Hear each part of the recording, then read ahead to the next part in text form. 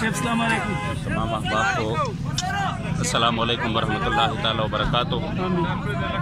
Jail से निकल कर मुझे उस्ताद साहब के बारे में बताया गया, अंदर मुझे नहीं था पता, तो यही दुआ है कि बस अल्लाह करीम जल्ल जलालहू उस्ताद साहब को जल्द अज जल्द रिहाई नसीब करे।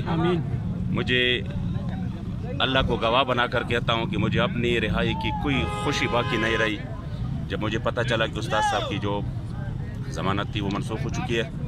तो अब तमन्ना यही है इंशाअल्लाह ताला हो के रहेगा, उस्ताद साहब इंशाअल्लाह रिहा हो जाएंगे और हुजूर की ग़ुलाम इंशाअल्लाह ताला हर मैदान में अल्लाह करीम जल्ल जलालहू को सुरखरोई नसीब करेगा।